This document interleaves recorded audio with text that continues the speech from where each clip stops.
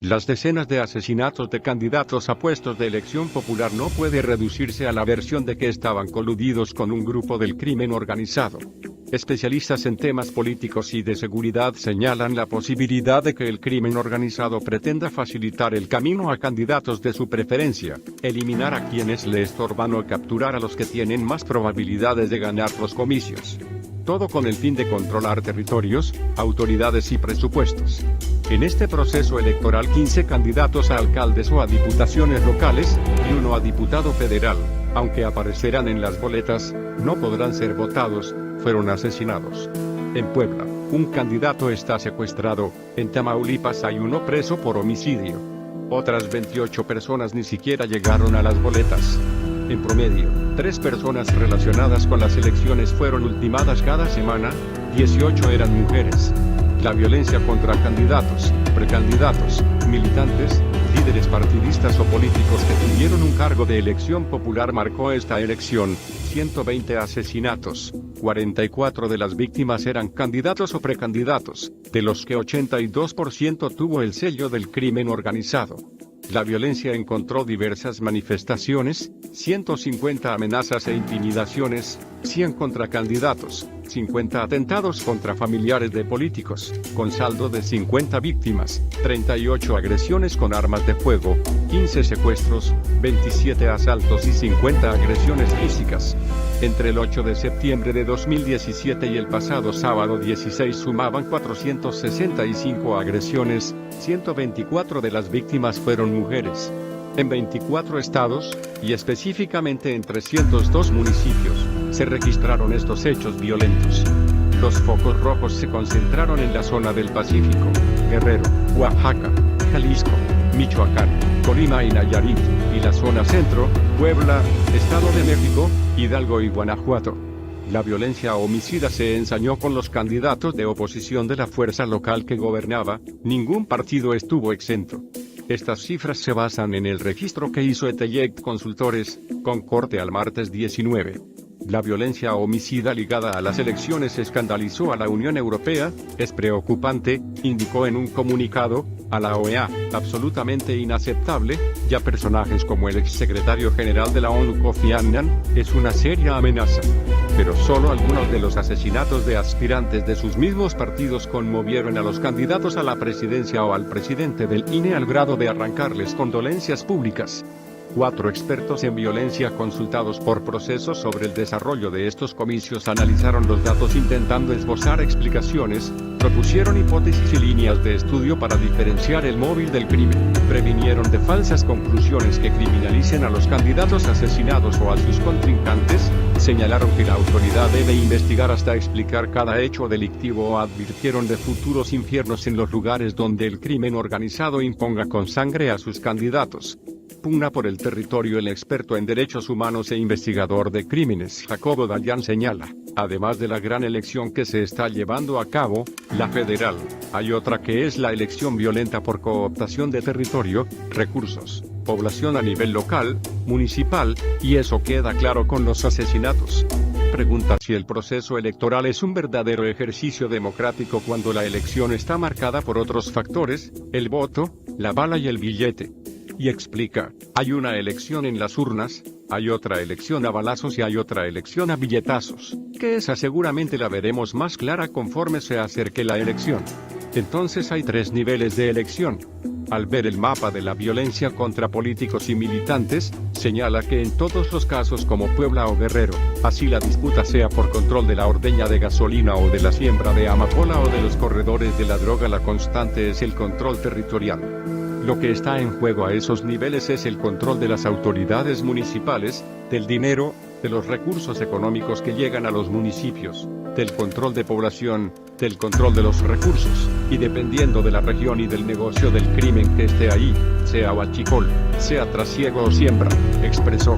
Al mirar las gráficas, en los 9 meses que dura todo el proceso electoral se aprecia cómo la violencia se dispara en 2 momentos, cuando se van a definir las candidaturas en la pre-campaña, y en plena campaña, incrementándose 2 meses antes del día de la votación, ya que se intenta decidir desde antes quién no puede ganar. en los municipios cercanos a donde ha habido asesinatos. Si no los ha habido, sería interesante ver qué quiere decir este dato. ¿Están conformes con los candidatos? ¿Quién va en la punta? Creo que hay más preguntas que respuestas con esta información, apunta Dayan. El presupuesto, otro botín. La doctora en Ciencias Políticas Sandra Ley, coautora con Guillermo Trejo de un estudio de la violencia entre 2007 y 2014, menciona que este fenómeno no explotó en el proceso electoral de este año, sino desde 2010, con la estrategia calderonista de la guerra contra las drogas, y no se había dimensionado de manera precisa hasta 2018, cuando se realizan 18 procesos concurrentes en las que han sido llamadas las elecciones más grandes de la historia.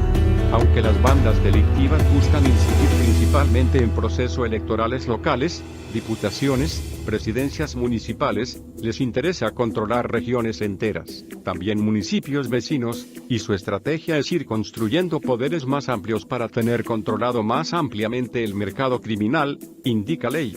La tendencia es que los blancos principales sean actores políticos a nivel local, a nivel municipal, donde el crimen organizado está tratando de incidir quién va a llegar al poder. Otro de sus hallazgos, donde los crímenes suceden, esas organizaciones están peleando porque es otra forma de tener más poder y más músculo político a nivel local. No solo son territorios en disputa, también lugares donde hay mayor riqueza, como recaudación fiscal. La investigadora pide cautela al analizar los 120 asesinatos, separar cuáles fueron por violencia política electoral, cuáles los del crimen organizado, cuáles de oportunistas que aprovecharon la coyuntura, u otros tipos de violencia, como la feminicida. Pensar por un lado violencia política, violencia criminal y otro tipo de violencias que nos rodean. En los casos que son responsabilidad del crimen organizado, señala, es indispensable analizar, como lo hizo Miroslava Breach, corresponsal de La Jornada en Chihuahua asesinada en 2017, ver cómo se destina el presupuesto del municipio con un alcalde impuesto por el narcotráfico, cómo se hacen nombramientos. Es el primer paso para inferir las formas en que se organizan.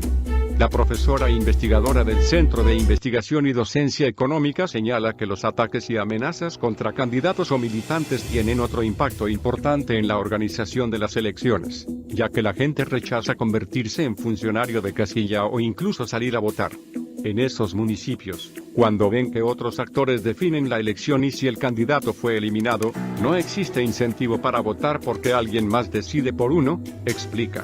Otra salvedad, aunque un grupo criminal sea orquestador del asesinato, eso no significa que la persona ganadora siempre fue su candidata. Son territorios que se están peleando por quién va a tener la capacidad de controlar estos gobiernos a futuro. Si mato a alguien no significa que tengo toda la capacidad de maniobrar todo, si no están en pleno balance de poder. Es un volado. La agenda política del crimen organizado. Ernesto López Portillo Vargas, secretario técnico del Foro Mexicano para la Seguridad Democrática, lanza una hipótesis razonable sobre estos crímenes. La agenda política del crimen organizado evolucionó. Como están matando gente que aspira al poder, es razonable pensar que nos enfrentamos a un proyecto político de toma de poder de la delincuencia organizada en regiones, en municipios. Señala que podría haber cambiado la tesis de Luis Astorga, el decano experto en la historia de las drogas en México, de que el crimen organizado no necesitaba atacar al poder público, dado que vivía de él, porque nació al amparo del poder político y había acuerdos estables para distribuir el negocio de las drogas. Han aparecido nuevos factores, como la transición democrática, que fracturó complicidades y el control absoluto, la política de descabezar a los grupos encarcelando, extraditando o matando a sus líderes, pero sin desmantelar las organizaciones y dejando un mercado desorganizado que incluye el uso de la violencia, la multiplicación de grupos criminales más el colapso del aparato de justicia. Pareciera que ante tal espacio de tolerancia y permisividad estamos mirando una nueva etapa en la que el crimen organizado está dispuesto a utilizar la violencia homicida para controlar el poder. Advierte, hay que distinguir entre controlar y tomar el poder, porque tendremos que observar con detenimiento quienes llegan al poder a propósito de reacomodos provocados por el crimen organizado. Punto. No sabemos por ahora porque no hay investigaciones. Tenemos que especular respecto al móvil. Pero tenemos como hipótesis la idea de que hemos transitado a una nueva etapa. cuando iban 34 asesinatos. El secretario de Gobernación, Alfonso Navarrete Prida, dijo en conferencia de prensa que la mayoría de esos crímenes son producto de la disputa de la delincuencia organizada y el resto por temas de índole familiar y personal. Señaló que no había indicios de que alguno de los homicidios fuera por razón ideológica o con motivo de la competencia de un aspirante o candidato a cargo de elección popular por sí mismo. López Portillo agrega que en el contexto de impunidad y mientras se tengan procuradurías y fiscalías que no sirven, con un sistema de justicia colapsado, será imposible conocer con certeza el móvil de los homicidios. Responsabilidad de los partidos. Amalia Pulido Gómez, doctora en Ciencias Políticas por la Universidad del Norte de Texas y quien hizo su tesis sobre el efecto del crimen organizado en la selección de candidatos entre 2003 y 2016, menciona otras hipótesis para esta violencia: la proliferación y surgimiento de nuevas organizaciones criminales que tratan de cooptar al Estado o quieren romper el statu quo, donde había candidatos que no estuvieron dispuestos a negociar o a ser capturados. Es importante que no criminalicemos a todas las víctimas. Las razones de los ataques pueden ser variadas, dice. Cuando los homicidios tienen origen en el crimen organizado no siempre es por colusión, algunos candidatos no están dispuestos a pactar.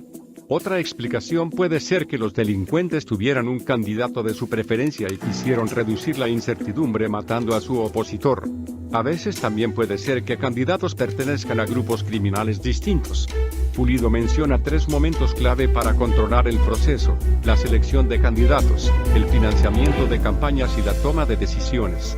En su propio análisis encontró que a mayor violencia en los municipios, se incrementa la probabilidad de que los partidos seleccionen, como candidato, a una persona con algún tipo de conexión con el crimen organizado. De igual forma se identificó que en ocasiones las organizaciones criminales tratan de capturar a los candidatos de partidos con más posibilidad de ganar. Entre mejor le va, se incrementa la probabilidad de captura. Lo que veo es que las organizaciones criminales tienen 2 grandes estrategias para influir en el Estado: mediante la captura o mediante la confrontación, como lo vemos en esta elección, resume Pulido. Agrega que además encontró que los partidos más capturados por el crimen organizado eran PRI y PRD a nivel municipal, pero dice que hay que leer con cuidado y con distintas explicaciones esos resultados. En el PAN pareciera que ponían un poco más de cuidado en la selección de candidatos. Sin embargo, cuando entrevistó a dirigentes de los 3 partidos principales y los cuestionó sobre candidatos con nexos criminales, encontró la misma respuesta. Decían: somos partidos políticos, no agentes de inteligencia y no tenemos por qué conocer los perfiles, esa chamba le toca a la PGR o al CISEN, nosotros solo los seleccionamos. Pero ellos también son responsables del tema y tienen que poner más atención en quién eligen. Como los demás entrevistados, la politóloga insiste en que es indispensable que el Estado investigue las causas, con el fin de no criminalizar a todos los asesinados, porque no necesariamente estaban conectados con organizaciones criminales. Más información en el blog del narco.com.